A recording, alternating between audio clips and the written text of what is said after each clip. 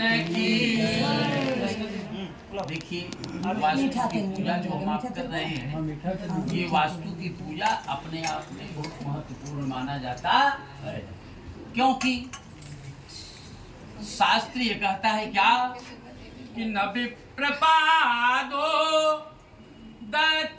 कर दमानी, न वेद शास्त्र प्रतिगर जीतानी, स्वाहा स्वधा कार विवर्जितानी,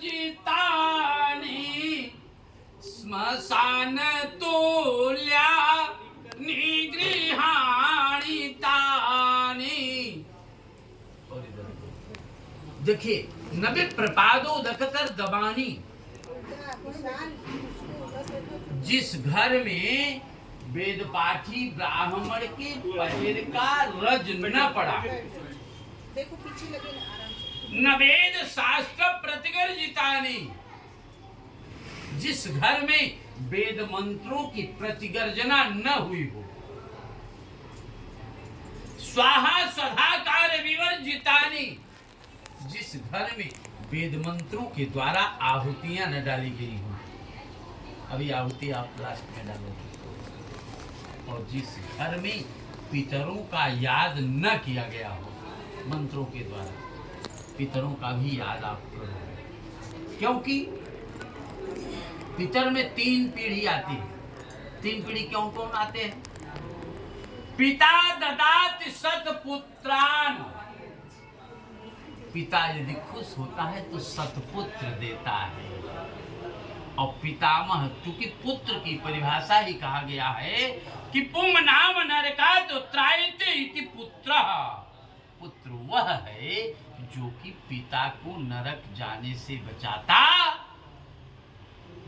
और पितामह अचल संपत्ति के लिए प्रोवाइड करता है।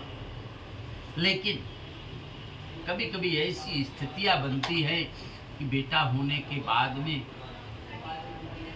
कुछ विकास का मार्ग प्रशस्त हो जाता है, कभी कभी ऐसी स्थितियां बन जाती हैं, बहू आने का रास्ता क्लियर होता है और तब विकास होता है। समझ बात आ गई? अब पिता प्रपितामह जो हो, तीसरी पीढ़ी के लोग जो होते हैं, उनके द्वारा हमारे आपके जीवन में रोजमर्रा की आपूर्ति आती है। जैसे कुछ ऐसे भी लोग आपको मिलेंगे, लाख रुपए महीने कमा रहे हैं, लेकिन हाँ बंद कर दो, लाख रुपए महीने कमा रहे हैं, लेकिन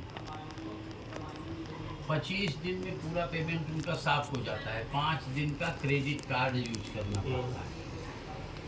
तो हमारे आपके वृद्ध प्रपितामह जो होते हैं, उनके आशीर्वाद से हमारे आपके जीवन की आपूर्ति होती है। समझ में बात आ रही है? अब रही बात, हम मूल बात पे आते हैं क्या कि नबे प्रपादो दकतर दमानी, करोड़ों रुपए में घर खरीदने से व्यक्ति सुखी नहीं हो पाता।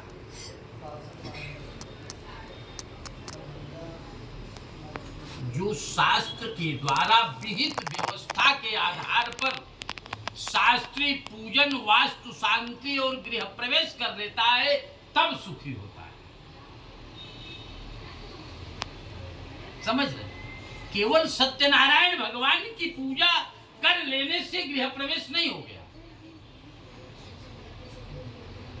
वास्तु शांति में किया क्या जाता है उसको जान लेना आवश्यक होता है। ये जो आप देख रहे हो पहली चौकी, इस चौकी में आपकी कुल देवी है।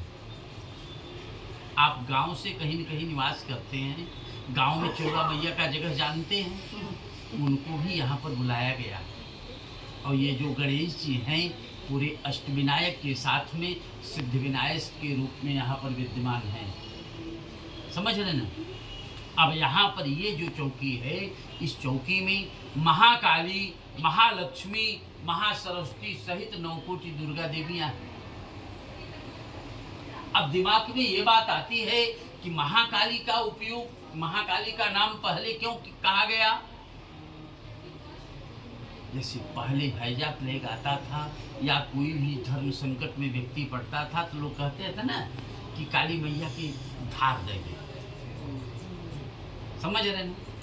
तो काली मैया की पूजा करने पर काली के स्वरूप में जब माता पार्वती आई थी तो अपने भक्तों को वरदान दी थी, त्रिशक्तियों में सबसे पहले जो व्यक्ति मेरा नाम लेगा उसके ऊपर आने वाली सारी विपदाएं समाप्त कर देंगी, इसमें कोई संदेह नहीं, ऐसा मैं वरदान देती हूँ। समझ रहे हैं? अब दूसरी प्रक्रिया में महालक्ष्मी आती है। धन की आवश्यकता हर व्यक्ति को होती है, चाहे छोटा व्यक्ति हो चाहे बड़ा व्यक्ति हो। अगर दूसरे पॉइंट में लक्ष्मी का स्मरण करते हैं तो हमारे आपके जीवन में गरुण वाहिनी लक्ष्मी आती है। लक्ष्मी का वाहन क्या है मिस्टर अवधेश जी? गरुड़ है, उल्लू है, हाथी है। जब उल्लू पर बैठ करके आती हैं तो बड़ी तेजी से आती हैं। महीने 2 महीना में करोड़पति बन सकते हैं, लेकिन खाकपति बनने में भी देरी नहीं लगती। इसलिए वैदिक विधि से अगर हम आप पूजा करते हैं तो गरुण वाहिनी लक्ष्मी का पूजन करते।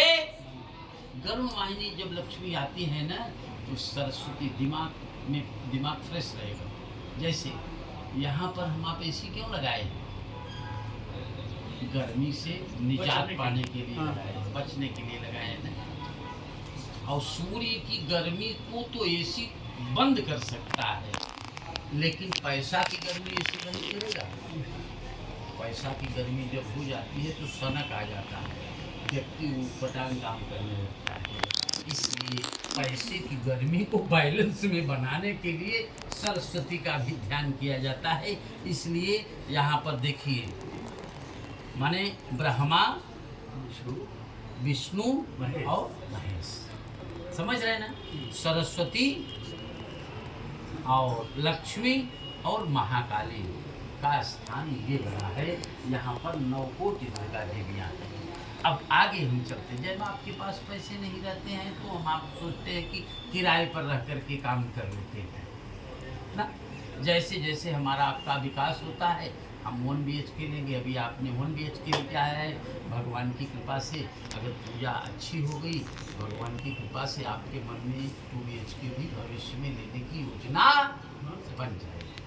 इसलिए वास्तु की विधि वो है, आपके पूरे मकान का डायग्राम, कहाँ पर आपका नलका है, कहाँ पर आपका द्वार है, कहाँ पर आपका हॉल है, कहाँ पर आपका किचन है, कहाँ पर आपका बेडरूम है, कहाँ पर आपकी टीवी रखने की जगह है, सारी व्यवस्था का डायग्राम वो है। समझ रहे हैं? इसलिए वास्तु का पूजन करते हैं। वास्तु का पूजन हम आप क्यों करते हैं, पहले ये जान लेना जरूरी होगा। 2-3 मिनट में हम इसको एक्सप्लेन कर देंगे। वास्तु है कौन, पहले ये भी जानना जरूरी होगा। एक अंधकासुर नाम का राक्षस था। अंधकासुर नाम का, वो शंकर जी के तीसरे नेत्र की ज्वाला से उत्पन्न हुआ था और उसके पास आंखें नहीं थी, लेकिन शब्दवेधी बाण मारता था। इतनी ताकत थी वो राक्षसों का राजा बना। अंधकासुर के अंदर ये जिज्ञासा बनी कि मैं ब्रह्मा को खुश करने के लिए मैं यज्ञ करता हूं। साधना किया। यज्ञ तो कई लोगों के साथ में किया जाता है, साधना अकेले किया जाता है। जैसे आप लोग एक यज्ञ कर रहे हो, लेकिन वो अंधकासुर जो था वो अकेले साधना किया और उस साधना से ब्रह्मा जी खुश हुए। ब्रह्मा जी खुश होकर के बोले कि अंधकासुर तुम क्या चाहते हो, तुम्हारी साधना से मैं खुश हूं। कहा देखिए हम ऐसे नहीं मांगे, आप मुझे त्रिवाचा दीजिए। ब्रह्मा की मजबूरी थी, भक्त के बस में भगवान होते ही है। उन्होंने कह दिया कि दूंगा दूंगा दूंगा, तुम मांगो क्या चाहते। कहा कि जितना बड़ा पृथ्वी है उतना बड़ा मैं हो जाऊं। हमारे आप जैसे था अंधकासुर, जितना बड़ा पृथ्वी है उतना बड़ा।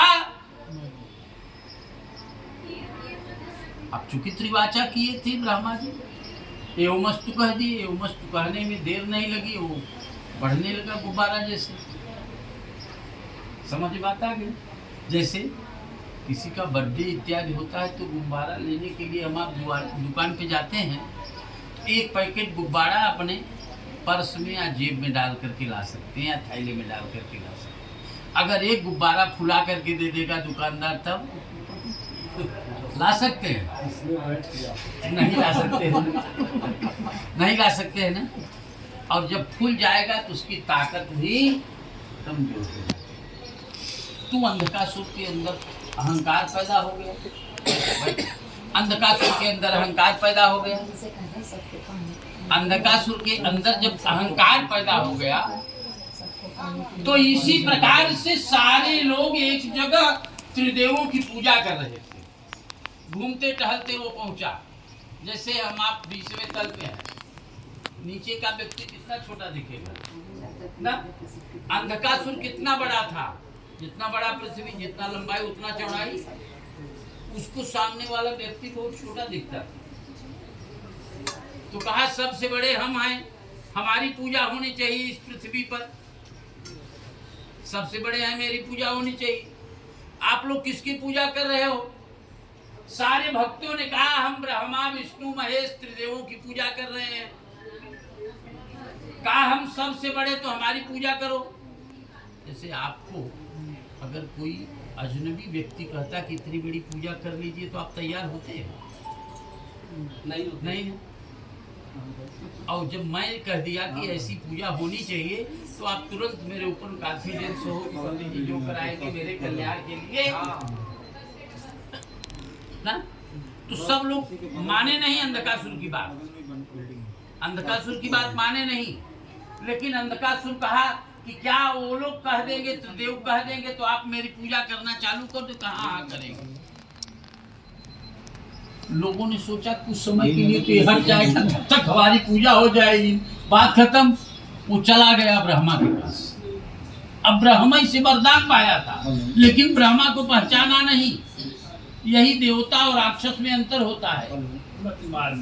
ददाति देवः, जो देता है वह देवता होता है, और राक्षस की परिभाषा है सर्वम स्वस्मयी स राक्षस, जो सब कुछ अपने लिए इकट्ठा कर ले वही राक्षस होता है। हमको आपको भी कभी कभी लोग कहते हैं ना राक्षस वह है, कुल खाता है अकेला ही।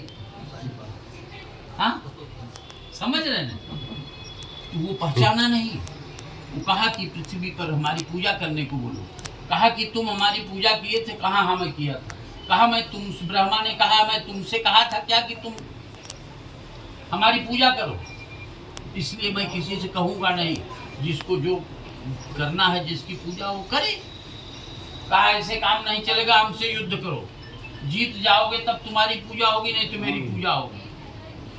युद्ध करने लगा। अब शंकर जी के तीसरे नेत्र की ज्वाला से निकले,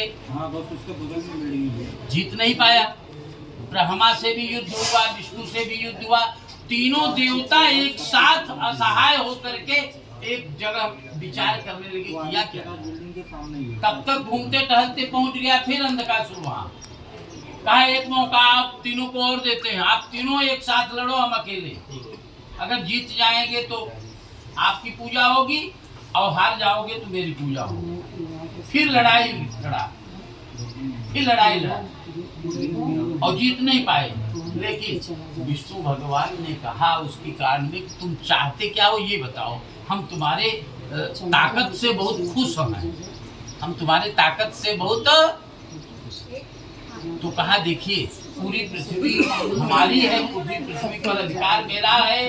जो कोई दुकान बनाए, मकान बनाए तो हमारी पूजा होना जरूरी है। इसलिए मकान बनाने से पहले हम आप भूमि पूजन करते हैं और घर में निवास करने से पहले वास्तु शांति करते हैं। सब लोग बोलेंगे हाथ जोड़ करके, ओम नमो वास्तु पुरुषाय भू शय्या धीरति प्रद मद गृहे धन धान्यादि समृद्धिं कुरु सर्वदा। सशंख चक्रं सकिरीट कुंडलम सपेतवाहनम